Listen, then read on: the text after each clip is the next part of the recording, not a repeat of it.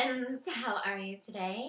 I am not really in a humorous mood today. I'm just feeling like there are some topics out there that need touching on, and it doesn't matter how often it's done. I'd like to talk about bullying because I've been on a couple different social media sites over the past week and have seen that all over the place, whether it is children in school, teenagers, even adults at the workplace. It can just keep continuing on. And the bottom line is not to let someone have that much power over you. There are many things that you can do to stop bullying, and I think the whole thing really stems from is communication, and letting someone know that someone is bothering you is the first step.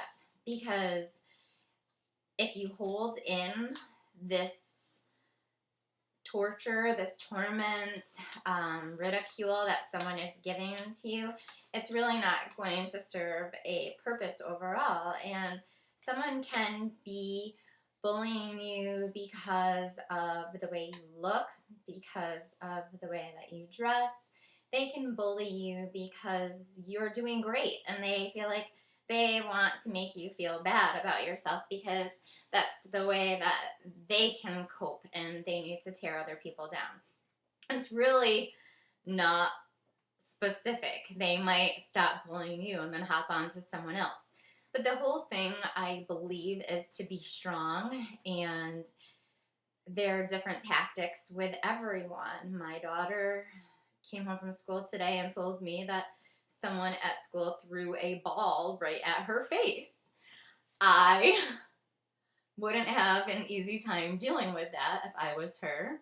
So there are definitely different ways of handling these things. In this situation, I would definitely say go to your teacher, go to your principal. Social media is huge right now. I know a teenager. She is going through some harassment with some different apps that as a parent, you need to be aware of. And I think as a parent, you need to stalk your children. I think that's very important. There are Facebook, there's Twitter, there's probably a million other things that I don't know about, but this one that I found about, someone can make different notes and comments about you anonymously. I think I said that right. Yeah, and you don't know who's talking shit about you, which is not cool.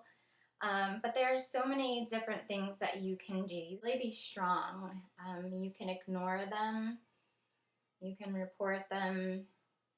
You can make them feel stupid, like they're trying to do to you. You can block them. You can get off all of those social media sites. You can make your pages private. And you can just keep being you, who you are. As long as you know what that person is saying about you isn't true, then there's no need to ever feel inferior because of another person that is trying to make you feel down. I've dealt with this for a really long time, and finally, for the first time in a long time, I felt like me, and it's hard to be strong. It's hard to walk away. It's hard not to retaliate.